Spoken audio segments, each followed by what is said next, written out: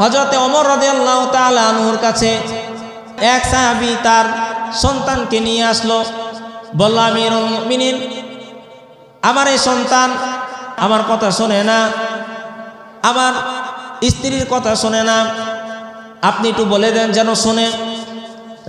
তখন ওমর ফারুক রাদিয়াল্লাহু তাআলা আনহু বললেন, তোমার কি হয়েছে, তুমি তোমার বাবার কথা শোনো না? তখন ওমর ফারুক রাদিয়াল্লাহু তাআলা আনহুকে ডেকে ডেকে বলে, আমি জবাব দেওয়ার আগে একটা কথা বলতে চাই। কথাটা হচ্ছে, পিতামাতার প্রতি কি সন্তানের হক আছে কিনা বলেন আমাকে। এবার ওমর ফারুক রাদিয়াল্লাহু তাআলা আনহু বললেন, অবশ্যই হক রয়েছে, মৌলিক 3টা হক রয়েছে। বললেন, বালক বললেন, কি 3টা হক এবার আমাকে বলেন, তারপরে আমি উত্তর দিব কেন আমি পিতামাতার কথা শুনি না। বলল, একটা মা উপহার দেয়া, ভালো একটা মা উপহার দেওয়া, 2 নাম্বার হচ্ছে সন্তানের নাম রাখা, 3 নাম্বার হচ্ছে শিষ্টাচার 4 শিক্ষা দেওয়া। কিন্তু আমার পিতা আমাকে কোনো শিষ্টাচার শিক্ষা দেয় নাই, দিন শিক্ষা দেয় নাই। আমার নাম রেখেছে চামচিকা, আমার নাম রেখেছে। আর আমার মাকে বিবাহ করেছে, আমার মা হচ্ছে নর্তকী, নর্তকী মাকে বিবাহ করেছে। আমাকে সুন্দর ভালো একটা মা দেয় নাই, আমার নাম একটা ভালো রাখে নাই, আমার পিতা আমাকে শিষ্টাচার শিক্ষা দেয় নাই। এবার বলেন, আমি কিভাবে আমার মার সাথে, আমার বাবার সাথে আমি ভালো আচরণ করব? এবার হযরতে ওমর ফারুক রাদিয়াল্লাহু তাআলা আনহু তিনি তার বাবাকে বললেন, তুমি বিচার নিয়ে এসেছো, আগে তোমার বিচার হবে। তুমি কেন তোমার সন্তানকে তুমি তার হক থেকে তুমি বঞ্চিত করলা? কেন তার নাম চামচিকা রাখলা? কেন তুমি তাকে শিষ্টাচার শিক্ষা দাও নাই? কেন তুমি দিন শিক্ষা দাও নাই? কেন তুমি তাকে নামাজ শিক্ষা দাও নাই? বলো। তখন ধরা খেয়ে যাবে। তখন ওমর ফারুক রাদিয়াল্লাহু তাআলা আনহু তাকে পাকড়াও করলো। ওই ব্যক্তি তখন সে স্বীকার করে নিল, আমিরুল মুমিনিন, আমার ভুল হয়ে গিয়েছে। এই বিশ্বের জালেমরা তারা চায় যে পৃথিবীতে যেন আল্লাহ তাআলার দিন কায়েম না হয়। বিশ্বের জালেমরা তারা চায় আল্লাহ তাআলার দিনকে মাটির সাথে মিশিয়ে দিতে।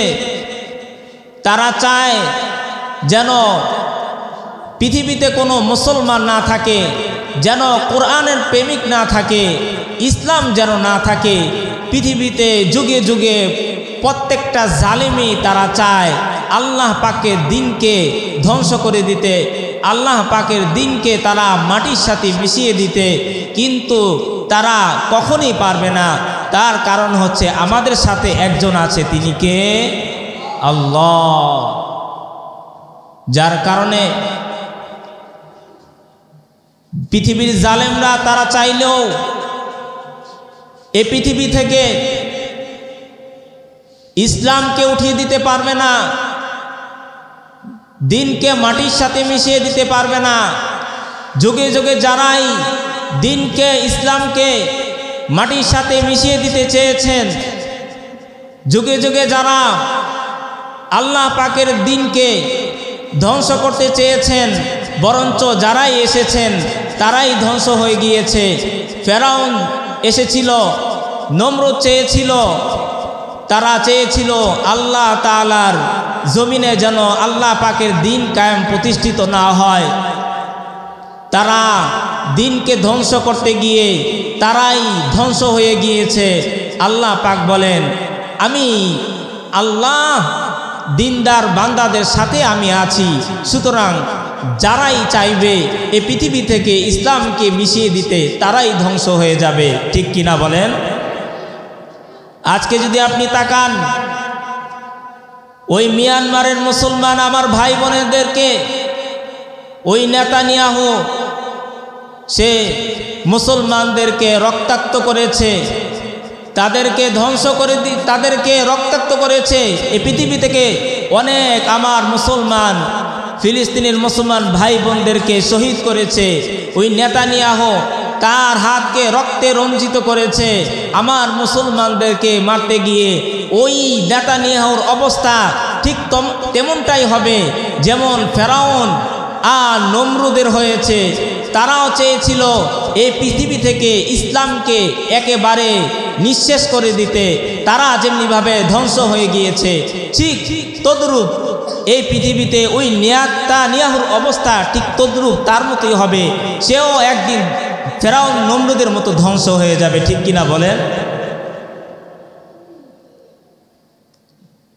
আমি আপনাদেরকে একটা প্রশ্ন করব, আপনারা বলেন তো কোরআন নাজিল হয়েছে কোন মাসে?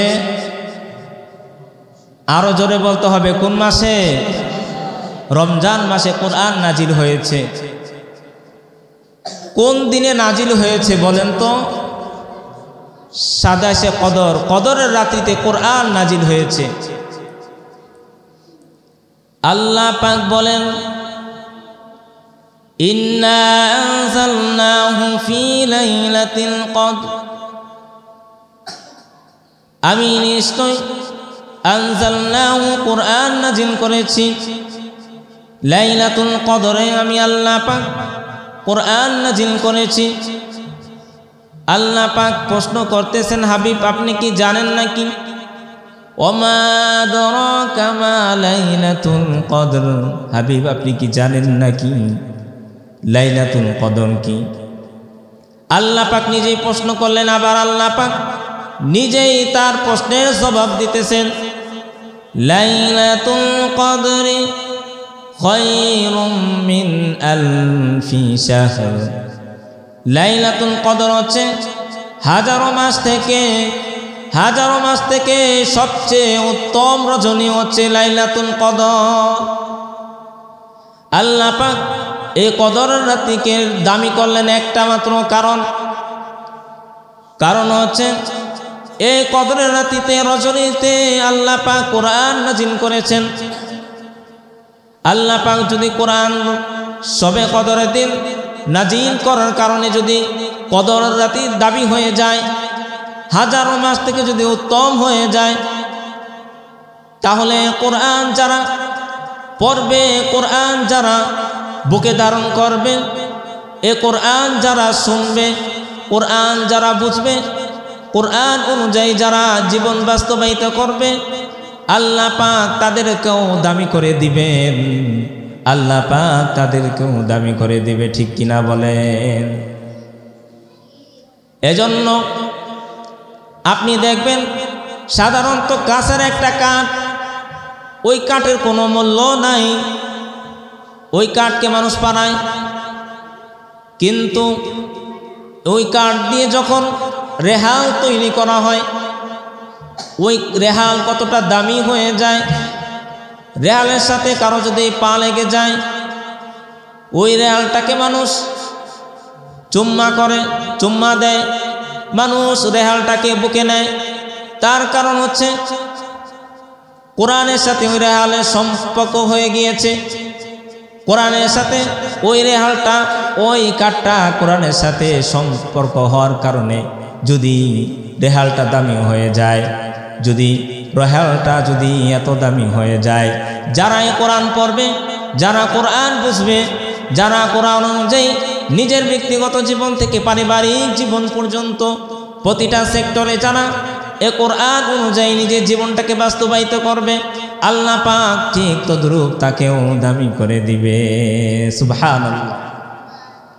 এজন্য আল্লাহ পাক কেন কোরআন নাজিল করলেন আল্লাহ পাক জানিয়ে দিচ্ছেন, ইন্না আনজালনাহু ফি ইন্না কিতাবুন আনজালনাহু ইলাইকা লিতুখরিজান নাসা মিনাজ যুলুমাতি ইলান নূর বিইذনি রাব্বিহিম ইলা সিরাতিল আজিজিল হামিদ। আল্লাহু আকবার। আল্লাহ পাক বলেন, কিতাবুন আনজালনাহু ইলাইক, হাবিব আমি আপনার উপরে কোরআন নাজিল করেছি। এজন্য আমি আল্লাহ পাক কোরআন নাজিল করেছি, লিতুখরিজান নাসা মিনাজ যুলুমাতি ইলান নূর, আপনি কোরআন দিয়ে কোরআনের আয়াত দিয়ে মানুষদেরকে অপরাধ জগৎ থেকে মানুষদেরকে বের করে দিয়ে মানুষদেরকে বুঝিয়ে তাদেরকে অপরাধ জগৎ থেকে অন্ধকার জগৎ থেকে বের করে মিনাজ যুলুমাতি ইলান নূর। আপনি আপনার বান্দাদেরকে তাদেরকে আলোর পথে নিয়ে আসবেন, তাদেরকে অপরাধ জগৎ থেকে তাদেরকে আলোর পথে নিয়ে আসবেন বিইذনি রাব্বিহিম। এটা আমার রবের পক্ষ থেকে আদেশ। ইলা সিরাতিল আজিজিল হামিদ। আল্লাহু আকবার। আল্লাহ পাক বলেন, মহাপরাক্রমশালী পরাক্রমশালী আল্লাহ তাবারক ওয়া তাআলার যে পথ দেখানো পথ, সিরাতুল মুস্তাকিমের পথে, ও হাবিব আপনি আমার দেখানো পথ সিরাতুল মুস্তাকিমের পথে মানুষদেরকে আপনি কোরআনের দ্বারা কোরআনের আয়াত দিয়ে বুঝিয়ে কোরআনের মাধ্যমে মানুষদেরকে তাদেরকে অন্ধকার জগৎ থেকে বের করে আলোর পথে নিয়ে আসবেন, তাদেরকে অন্ধকার অপরাধ জগৎ থেকে বের করে নিয়ে আসবেন। আমি আল্লাহ তাআলা যে রাস্তা দেখিয়েছি আমার দেখানো পথ সিরাতুল মুস্তাকিমের পথে আপনি তাদেরকে নিয়ে আসবেন। এবার দেখেন, আপনি জানেন আল্লাহ পাক বলেছেন অন্ধকার জগৎ থেকে বের করতে। আপনারা জানেন আইমায়ে জাহিলিয়াতের যুগে সকলে ঘটনা জানেন। ওই আইমায়ে জাহিলিয়াতের যুগে ওই যুগটাকে বলা হয় অন্ধকারের যুগ। ওই যুগটাকে কি বলা হয়? অন্ধকারের যুগ। তার মানে কি কথা বোঝা নাকি? বর্তমানে যেমনিভাবে সূর্য আলো দেয়, সূর্য যেমনিভাবে বর্তমানে আলো দেয়, ঠিক তদ্রূপ ওই সময় তো সূর্য আলো দিত। কিন্তু ঐতিহাসিকরা তারা লিখে দিয়েছেন আইমায়ে জাহিলিয়াতের যুগ মানে অন্ধকারের যুগ। এর কারণটা কি? ওই সময় তো সূর্য আলো দিত, বর্তমানে যেভাবে আমরা সূর্য আলো দেয় আমাদেরকে ঠিক তেমনিভাবে ওই আইমায়ে জাহিলিয়াতের যুগেও সূর্য তার গতিতে আলো দিত। কিন্তু কেন ঐতিহাসিকরা তারা লিখে দিয়েছেন অন্ধকারের যুগ? এর একটাই কারণ, আইমায়ে জাহিলিয়াতের যুগে আসমানি কিতাব আল্লাহ পাকের পক্ষ থেকে কোনো কিতাব ছিল না। আল্লাহ পাকের পক্ষ থেকে কোনো কিতাব তাদের মাঝে ছিল না। যেই কিতাব দিয়ে, যেই নবী দিয়ে, কিতাব দিয়ে তারা চলবে, কোনটা অন্যায় কোনটা ন্যায় বুঝবে, কিন্তু এমন কোনো কিতাব ছিল না। আল্লাহ রাসূল সাল্লাল্লাহু আলাইহি ওয়াসাল্লাম যখন এই পৃথিবীতে এসেছেন শুভ আগমন ঘটেছে। এমন একটা সময় শুভ আগমন ঘটেছে যেই সময়টায় এই পৃথিবীর মানুষরা জাহিলিয়াতের যুগ অন্ধকারের যুগ ছিল। তারা এমন কোনো অন্যায় নাই যে তারা করে নাই, এমন কোনো অপরাধ তারা করে নাই যে করে নাই। তাদের মাঝে দোষণীয় যত অপরাধ রয়েছে, দোষণীয় যত অপরাধের গুণ রয়েছে তাদের মধ্যে সব বিদ্যমান ছিল। এমন কোনো অপরাধ নাই তারা করে নাই। যে যত বড় অপরাধ করতে পারত সে তত বড় নিজেকে গর্ববোধ মনে করত, সে নিজেকে অহংকারী করত। তাদের ভিতরে আলোর কোনো কিতাবের জ্ঞান ছিল না। কারণ আল্লাহ পাক হযরত ঈসা আলাইহিস সালাতু ওয়াস সালাম থেকে আমাদের নবী পর্যন্ত আল্লাহ পাক যখন হযরত ঈসা আলাইহিস সালাতু ওয়াস সালামকে যখন উঠিয়ে নিয়ে যায়, তখন 1 বছর নয়, 100 বছর নয়, 200 বছর নয়, 300 বছর নয়, 400 বছর নয়, 500 বছর নয়, 577 বছর পর্যন্ত আল্লাহ পাক এই জমিনে কোনো নবী পাঠান নাই। এই জমিনে আল্লাহ পাক চলার জন্য, তার বান্দারা চলার জন্য আল্লাহ পাক কোনো নবী পাঠান নাই, কোনো কিতাব আল্লাহ পাক পাঠান নাই। অথচ আল্লাহ পাক হযরত আদম আলাইহিস সালাতু ওয়াস সালাম থেকে নিয়ে হযরত ঈসা আলাইহিস সালাতু ওয়াস সালাম পর্যন্ত এমন কোনো দিন পাওয়া যাবে না, এমন কোনো সময় পাওয়া যাবে না যেই সময় আল্লাহ পাক কোনো নবী পাঠান নাই, কোনো রাসূল পাঠান নাই, কোনো কিতাব পাঠান নাই। কারণ আল্লাহ পাক জানেন, যদি তার বান্দারা যদি কিতাব না পাঠায়, যদি নবী রাসূল যদি আমি না পাঠাই, তাহলে আমার বান্দারা গুমরাহী হয়ে যাবে, তাদের চলার জন্য কোনো গাইডলাইন থাকবে না। এজন্য আল্লাহ পাক যুগে যুগে অসংখ্য গণিত নবী রাসূল পাঠিয়েছেন। শুধু তাই নয়, একই সময় একই টাইমে আল্লাহ পাক বিভিন্ন জায়গায় কারো রাষ্ট্রের জন্য, কারো গ্রামের জন্য, কারো ঘরের জন্য আল্লাহ পাক নবী হিসাবে প্রেরণ করেছেন। একই সময় অসংখ্য গণিত আল্লাহ পাক নবী রাসূল প্রেরণ করেছেন। আল্লাহ পাক জানেন, যদি আমার কোনো বান্দাকে যদি জমিনে যদি আমি আল্লাহ তাআলা নবী ছাড়া ছেড়ে দেই, কিতাব ছাড়া ছেড়ে দেই, তাহলে আমার বান্দারা গোমরাহি করে ফেলবে। তারা জানবে না কিভাবে চলতে হবে, কিভাবে কোনটা ধরতে হবে, কোনটা সরতে হবে। এজন্য আল্লাহ পাক হযরত আদম আলাইহিস সালাতু ওয়াস সালাম থেকে আমাদের হযরত ঈসা আলাইহিস সালাতু ওয়াস সালাম পর্যন্ত কোনো নবী রাসূল ছাড়া কখনো তার বান্দা জমিনে রাখেন নাই। কিন্তু হযরত ঈসা আলাইহিস সালাতু ওয়াস সালাম থেকে নিয়ে আমাদের নবী পর্যন্ত আল্লাহ পাক 577 বছর পর্যন্ত কোনো নবী রাসূল এই জমিনে পৃথিবীতে পাঠান নাই। আল্লাহ পাক জানেন, জমিনে যদি কোনো নবী রাসূল ছাড়া, কিতাব ছাড়া পৃথিবীতে মানুষ থাকে, তারা গোমরাহ করবে। হযরতে মূসা আলাইহিস সালাতু ওয়াস সালামের ঘটনা শুনেন। আল্লাহ পাক জানালেন, ও মূসা, তুমি তুর পাহাড়ে চলে যাও, আমি আল্লাহ পাক তোমাকে কিতাব দিব তোমার কওমদেরকে জন্য, তাদেরকে তুমি ওই কিতাব দিয়ে দিক নির্দেশনা দিবা। মূসা আলাইহিস সালাতু ওয়াস সালামকে বললেন, মূসা তুমি তুর পাহাড়ে 1 মাস পর্যন্ত ধ্যান করো।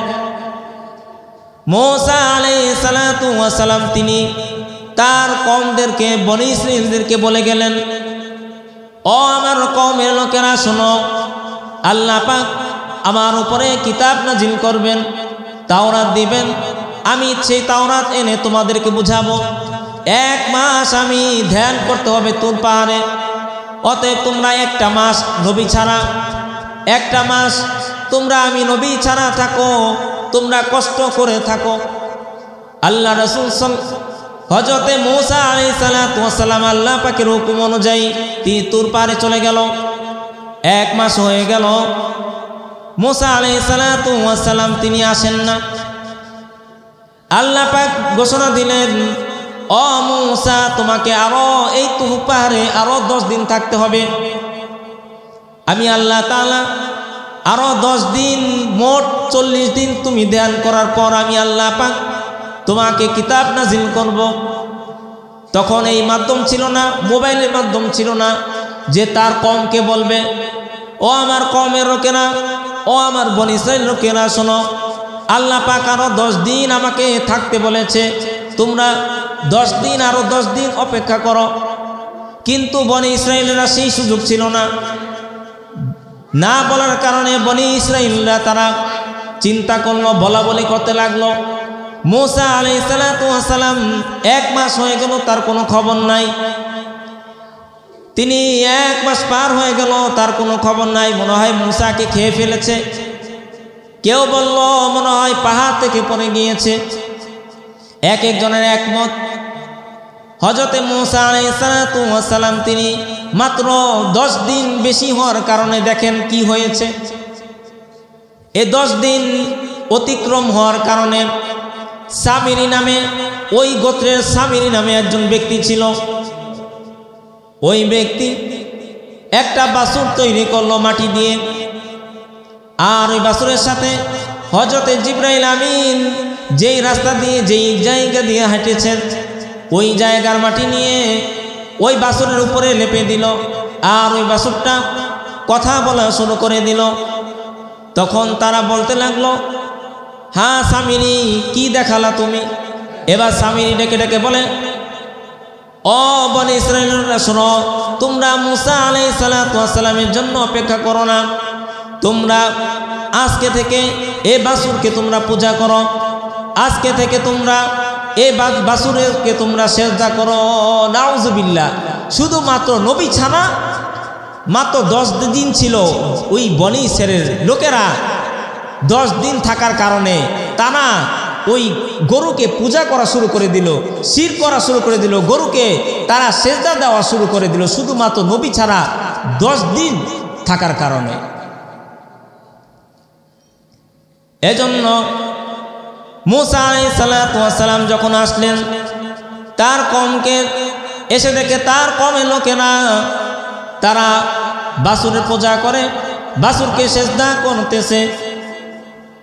তখন মূসা আলাইহিস সালাতু ওয়াস সালাম তার কওমদেরকে বলল, আমার কওমরা, আমি মাত্র তোমাদের কাছ থেকে মাত্র 10 দিন আমি বেশি ছিলাম, এই 10 দিনে তোমাদের কি হয়ে গেল? তোমরা একটা বাছুরকে সিজদা করতেছো। দেখেন শুধুমাত্র 10 দিন না থাকার কারণে মূসা আলাইহিস সালাতু ওয়াস সালামের কওমরা তারা শিরকে লিপ্ত হয়ে গেল, তারা পূজায় লিপ্ত হয়ে গেল, তারা সিজদা করা শুরু করে দিল। অথচ হযরত ঈসা আলাইহিস সালাতু ওয়াস সালাম থেকে নিয়ে আমাদের নবী পর্যন্ত আল্লাহ পাক কোনো নবী কোনো রাসূল 577 বছর পর্যন্ত কোনো রাসূল পাঠান নাই, কোনো নবী পাঠান নাই, কোনো কিতাব আল্লাহ পাক পাঠান নাই। দেখেন আল্লাহ পাক এমন একটা সময় আল্লাহ পাক হযরত রাসূল সাল্লাল্লাহু আলাইহি ওয়াসাল্লামকে এই পৃথিবীতে পাঠালেন, শুভ আগমন ঘটল। যেই যুগটাকে বলা হয় আইম্মায়ে জাহিলিয়াতের যুগ, অন্ধকারের যুগ। এমন কোনো অপরাধ নাই যে তাদের দ্বারা সংগঠিত হয় নাই। অপরাধের যত রকমের দোষণীয় গুণ আছে তাদের ভিতরে ছিল। 2-3টা বললে আপনারা বুঝতে পারবেন তারা কত বড়, যে যত বড় অপরাধ করতে পারত সে তত নিজেকে গর্ববোধ মনে করত। নিজের সন্তান নিজের মেয়েকে তারা জীবিত দাফন করে দিত, এত অপরাধ করত আর নিজেকে অনেক গর্ব করত। শুধু তাই না, নিজের জন্মদাতা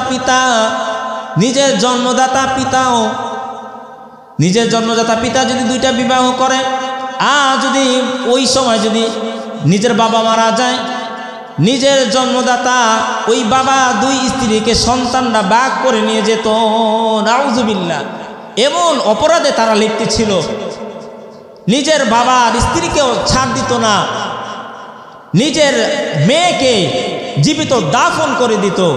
এমন একটা সময় আল্লাহর হাবিব রাসূলুল্লাহ সাল্লাল্লাহু আলাইহি ওয়াসাল্লাম তিনি এই পৃথিবীর শুভ আগমন ঘটেছে।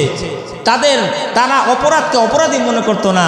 তার কারণ হচ্ছে তাদের ভিতরে আসমানি কোনো কিতাব ছিল না, তার কারণ হচ্ছে তাদের মাঝে কোনো নবী ছিল না। নবী না থাকার কারণে, আসমানি কোনো কিতাব না থাকার কারণে, তাদের কোনো দিক নির্দেশনা থাকার না কারণে তারা ওই অপরাধ জগৎটাকে যে যত বড় অপরাধ করত সে তত বড় অহংকারী, সে তত বড় গর্ববোধ মনে করত। নাউজুবিল্লাহ। আল্লাহ রাসূল সাল্লাল্লাহু আলাইহি ওয়াসাল্লাম যখন পৃথিবীতে শুভ আগমন ঘটে, আল্লাহ রাসূল সাল্লাল্লাহু আলাইহি ওয়াসাল্লাম তাকে আল্লাহ পাক কোরআন নাযিল করলেন। আল্লাহ পাকে কোরআনের দিয়ে রাসূল সাল্লাল্লাহু আলাইহি ওয়াসাল্লাম মানুষদেরকে বোঝানো শুরু করলেন। আদর্শ মানুষ গড়তে হলে কোরআনের দিক নির্দেশনা অনুযায়ী চলতে হবে, ঠিক কিনা বলেন? আপনি যদি আদর্শবান মানুষ হতে চান, আদর্শ মানুষ যদি হতে চান, তাহলে কোরআনের দিকে আপনার ফিরে আসতে হবে, কোরআন বুঝতে হবে, কোরআন মানতে হবে, কোরআন অনুযায়ী নিজের ব্যক্তিগত জীবন থেকে পারিবারিক জীবন, সামাজিক জীবন, রাষ্ট্রীয় জীবন পর্যন্ত আপনাকে চলতে হবে। এই কোরআন যখন আল্লাহ রাসূল সাল্লাল্লাহু আলাইহি ওয়াসাল্লামের কাছে যখন কোরআন নাযিল করলেন, ওই জাহিলি যুগের যারা এত অপরাধ করেছে, আল্লাহ রাসূল সাল্লাল্লাহু আলাইহি ওয়াসাল্লাম তাদেরকে যখন কোরআন দিয়ে বোঝানো শুরু করলো, তারা এমন সোনার মানুষ হয়ে গেল, এমন সোনার মানুষ হয়ে গেল। হযরত আবু বকর রাদিয়াল্লাহু তাআলা আনহু, হযরত ওসমান তৈরি হয়ে গেল, আবু বকর তৈরি হয়ে গেল, হযরতে আলী তৈরি হয়ে গেল, হযরতে ওসমান তৈরি হয়ে গেল। যারা কিনা সবচেয়ে বড় নিকৃষ্ট ছিল, যারা কিনা সবচেয়ে খারাপ ছিল, তারাই যুগের সবচেয়ে ভালো হয়ে গেল। শুধুমাত্র কোরআনের দিক নির্দেশনা মানার কারণে তারা পৃথিবী সবচেয়ে খারাপ লোক থাকা সত্ত্বেও যখনই কোরআনের জ্ঞান তাদের ভিতরে আসলো, তখন ওই সমস্ত ব্যক্তিরাই পৃথিবীর ভিতরে সবচেয়ে দামি হয়ে গেল। আল্লাহু আকবার। দেখেন কেমন দামি হয়েছে। হযরতে আবু তালহা রাদিয়াল্লাহু তাআলা আনহু যখন রাসূল সাল্লাল্লাহু আলাইহি ওয়াসাল্লামের কাছে মদিনায় এক ব্যক্তি আসলো, এক মেহমান আসলো। ওই সময় এমন একটা অবস্থা ছিল, রাসূল সাল্লাল্লাহু আলাইহি ওয়াসাল্লামের তার মাত্র হিজরত হয়েছে। ওই সময় কারো অবস্থা বেশি ভালো ছিল না। এক মেহমান রাসূল সাল্লাল্লাহু আলাইহি ওয়াসাল্লামের কাছে আসলো আর বলল, ও আমার সাহাবীরা শোনো, আমার একজন মেহমান রয়েছে, তোমরা কে আছো আমার ওই মেহমানকে মেহমানদারি করাবা, রাত্রি যাপন করবে আমার ওই মেহমান, সকালবেলা চলে যাবে। কোনো সাহাবারা ওঠে না। আল্লাহ তাআলার রাসূল সাল্লাল্লাহু আলাইহি ওয়াসাল্লামের সম্মানকে রক্ষা করার জন্য তখন আবু তালহা রাদিয়াল্লাহু তাআলা আনহু তিনি হাত উঠালেন, বললেন, ইয়া রাসূলুল্লাহ, ইয়া হাবিবাল্লাহ, আমি আপনার মেহমানকে মেহমানদারি করাতে চাই। আল্লাহ রাসূল সাল্লাল্লাহু আলাইহি ওয়াসাল্লাম তিনি দিয়ে দিলেন আবু তালহাকে। আবু তালহা রাদিয়াল্লাহু তাআলা আনহু তিনি তার ওই আল্লাহর রাসূলের মেহমানকে নিয়ে বাসায় চলে গেলেন। যখনই বাসার সামনে গেলেন, মেহমানকে বললেন, আপনি একটু দাঁড়ান, আমি একটু বাসায় যাই। বাসায় গিয়ে বললেন, ও আমার প্রাণের স্ত্রী, এমন কিছু আছে নাকি, মেহমান এসেছে, বাইরে দাঁড় করিয়ে রেখেছি, এমন কিছু আছে নাকি ওই মেহমানকে মেহমানদারি করার জন্য? আল্লাহ রাসূল সাল্লাল্লাহু আলাইহি ওয়াসাল্লামের ওই মেহমান আবু তালহা রাদিয়াল্লাহু তাআলা আনহু তিনি বললেন যে সবচেয়ে বড় মেহমান আমার ঘরে এসেছে, রাসূলের মেহমান এসেছে। স্ত্রী ডেকে ডেকে বলে, ও প্রাণের স্ত্রী, এমন কিছু নাই আমার কাছে, এমন কিছু নাই যে মেহমানকে মেহমানদারি করাবো, শুধুমাত্র 2টা রুটি রয়েছে খাওয়ানোর জন্য। এবার আবু তালহা রাদিয়াল্লাহু তাআলা আনহু ডেকে ডেকে বলেন, ও প্রাণের স্ত্রী, তাহলে একটা কাম করো, তুমি বাতিটা নিভিয়ে দাও, কুপিটা নিভিয়ে দাও, আমরা খাওয়ার ভান ধরবো আর ওই মেহমানকে খাওয়াবো, আর আমাদের সন্তানদেরকে সান্ত্বনা দাও, বলো যে পাক হচ্ছে। ওই মেহমানকে রাত্রি খাওয়ালো, রাত্রি যাপন করলো। আল্লাহ পাক আয়াত নাজিল করে দিলেন। হযরতে আবু তালহা রাদিয়াল্লাহু তাআলা আনহু যখন ফজরের নামাজ পড়ার জন্য মসজিদে গেলেন, মসজিদে নববীতে গেলেন, আল্লাহ রাসূল সাল্লাল্লাহু আলাইহি ওয়াসাল্লাম বলেন, ও সাহাবী আমার আবু তালহা কোথায়? তুমি এমন কি করেছো মেহমানের সাথে? আল্লাহ পাক এত খুশি হয়েছেন, এত খুশি হয়েছেন, তোমার এই মেহমানদারি এতটা পছন্দ করেছেন যে আল্লাহ পাক কোরআনের আয়াত নাজিল করে দিয়েছে। সুবহানাল্লাহ। যেই সাহাবীরা অন্যের হক মেরে খেত, সেই সাহাবীরা এই কোরআনের কারণে, কোরআনের আদর্শে আদর্শবান হওয়ার কারণে, কোরআনের দিক নির্দেশনা মানার কারণে এই সাহাবীরা এত দামি হয়েছে, নিজের হকটা অপরকে দিয়ে দিয়েছে। সুবহানাল্লাহ। এজন্য যদি আদর্শবান মানুষ হতে চাই, তাহলে আমাদেরকে কোরআনের কাছে ফিরে আসতে হবে, কোরআনের দিক নির্দেশনা অনুযায়ী মানতে হবে। যদি না মানি, তাহলে আল্লাহ বলেন, ও আমার গোলামেরা, যারা আমার কোরআন মানবে না, যারা হাদিস যারা আমার কোরআন মানবে না, কোরআন শিখবে না, কোরআন বুঝবে না, কোরআন অনুযায়ী নিজের জীবনটাকে বাস্তবায়িত করবে না, আমি আল্লাহ তাআলা তাদেরকে 5টা শাস্তি দেব। এক নাম্বার শাস্তি হচ্ছে দুনিয়াতে শাস্তি দিবেন। আল্লাহ পাক বলেন, ওমান আ'রাদা আন যিকরি ফাইন্না লাহু মাঈশাতান দানকা ওয়া নাহশুরুহু ইয়াওমাল কিয়ামাতি আ'মা। আল্লাহ পাক বলেন ওয়ামান আ'রাদা আন যিকরি, যে ব্যক্তি আমার কোরআন থেকে মুখ সরিয়ে নেবে, যে ব্যক্তি কোরআন শিখবে না, কোরআন বুঝবে না, কোরআন অনুযায়ী নিজের জীবনটাকে বাস্তবায়িত করবে না, ফাইন্না লাহু মাঈশাতান দানকা, আমি আল্লাহ তাআলা এক নম্বর শাস্তি দিব, তার জীবনটাকে হায়াতের জিন্দেগিটাকে সংকীর্ণ করে দিব। মুফাসসিরিন কেরামরা লিখেছেন সংকীর্ণ করার দুইটা অর্থ দিয়েছেন। এক নম্বর অর্থ হচ্ছে আল্লাহ পাক তার জীবনে একটা জিনিস উঠিয়ে নিয়ে যাবে, শান্তি, সুখ শান্তি নামক জিনিসটা আল্লাহ পাক উঠিয়ে নেবেন। এক নম্বর শাস্তি হচ্ছে তার টাকা আছে, পয়সা আছে, অর্থ আছে, ক্ষমতা আছে, সব কিছু থাকার কারণেও কিন্তু সুখ নাই, শান্তি নাই। এমন অনেক মানুষ পাওয়া যায় কি যায় না, অসংখ্য অগণিত মানুষ পাওয়া যায়।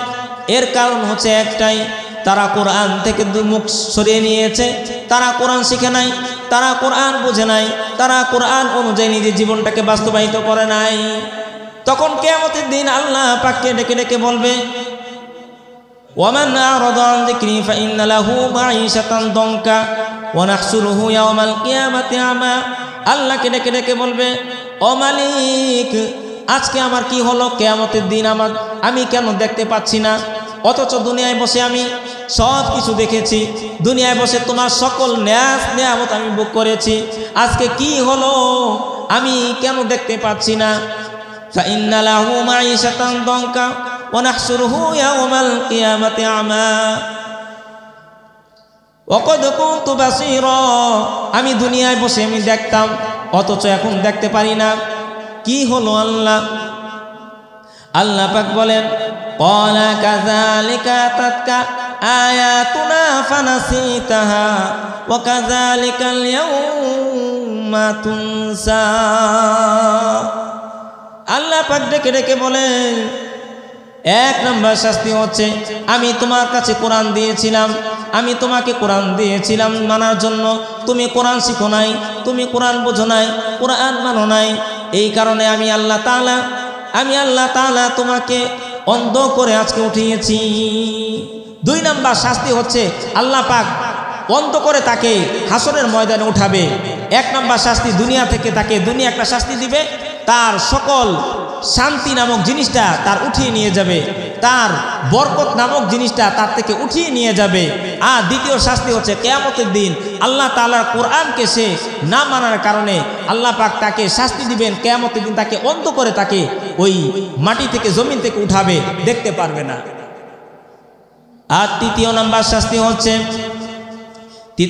শাস্তি হচ্ছে কোরআন না মানার কারণে, কোরআন বোঝার না কারণে কোরআন তার বিপক্ষে যাবে, কোরআনকে তার পিছনে রাখার কারণে ওই কোরআন তাকে টানতে টানতে, তাকে ধাক্কাতে ধাক্কাতে তাকে জাহান্নামে নিয়ে যাবে।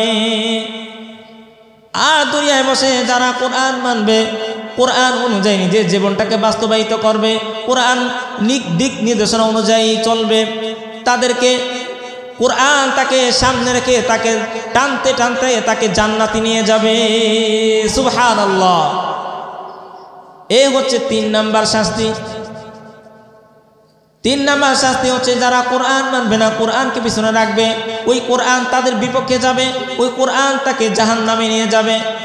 চতুর্থ নাম্বার শাস্তি হচ্ছে আল্লাহ পাক তার দিকে ভ্রুক্ষেপ করবে না, আল্লাহ পাক তার দিকে তাকাবে না, আল্লাহ পাক তার দিকে সরে যাবে। আল্লাহ যার বিপক্ষে দাঁড়িয়ে যাবে তার কি কোনো উপায় আছে কিনা বলেন? এ হচ্ছে চতুর্থ নাম্বার শাস্তি। আর পঞ্চম নাম্বার শাস্তি হচ্ছে আল্লাহ রাসূল সাল্লাল্লাহু আলাইহি ওয়াসাল্লাম তার শাফায়াত করবে না। রাসূল সাল্লাল্লাহু আলাইহি ওয়াসাল্লামের শাফায়াত ছাড়া কেউ জান্নাতে যেতে পারবে না। আল্লাহ রাসূল সাল্লাল্লাহু আলাইহি ওয়াসাল্লাম সেদিন তার উম্মত হিসাবে তাকে ডাকবে না, শাফায়াত করবে না। তার কারণ হচ্ছে সে দুনিয়ায় বসে আল্লাহ রাসূল সাল্লাল্লাহু আলাইহি ওয়াসাল্লাম যে কোরআন দিয়েছেন, কোরআন অনুযায়ী সে মানে নাই, চলে নাই, নিজের জীবনটাকে বাস্তবায়িত করে নাই। সেদিন আল্লাহ রাসূল সাল্লাল্লাহু আলাইহি ওয়াসাল্লাম আল্লাহকে ডেকে ডেকে বলবেন ওয়াকালা রাসূলু ইয়া রাব্বি ইন্না কওমি ইত্তাখাযু হাযাল কুরআনা মাহজুরা। সেদিন আল্লাহকে ডেকে ডেকে বলবে, ইয়া রব, দুনিয়ায় আমি কোরআন দিয়ে তাদেরকে বুঝিয়েছি, তারা মানে নাই। কোরআন না মানার কারণে আল্লাহ আজকে আমি তার বিরুদ্ধে আমি মামলা করলাম, বাদী হলাম। যদি আল্লাহর রাসূল যদি বাদী হয়ে যায় কারো, তার কোনো রক্ষা নাই। এজন্য কোরআনকে আমাদের মানতে হবে, কোরআনের আদর্শে আদর্শবান হতে হবে। যাই হোক, বলতেছিলাম পিতামাতার প্রতি কয়েকটা হক রয়েছে। 1 নম্বর হকের কথা বলেছি, ভালো একটা মা দেয়া। 2 নম্বর হচ্ছে সন্তান যখন পৃথিবীতে ভূমিষ্ঠ হয়, সন্তান যখন পৃথিবীতে আসে, তখন ওই সন্তানের ডান কানে আজান দিতে হবে, বাম কানে তার ইকামত দিতে হবে। আরে আজকে দুঃখজনক হলেও সত্য কথা, আজকে সন্তান কখন হয় সেটাও জানি না। আজকে সন্তান হয় হাসপাতালে, আজকে সন্তান কখন হয় সেটাও বাবাও সে জানে না কখন হয়ে যায়। সন্তানের আগে আমরা দেখেছি, সন্তান যখন ভূমিষ্ঠ হয় মসজিদ থেকে ইমামকে ডেকে আনে, মসজিদ থেকে মুয়াজ্জিন সাহেবকে ডেকে এনে সন্তানের ডান কানে আজান দেওয়া হয়, বাম কানে ইকামত দেওয়া হয়। অথচ এখন এমন একটা যুগ হয়েছে, সন্তান কখন হয় সেটা বাবাই জানে না, আর হুজুর কিভাবে নেবে, আর সন্তানের হক আদায় করতে পারে না, আজানও দেওয়া হয় না, ইকামত দেওয়া হয় না।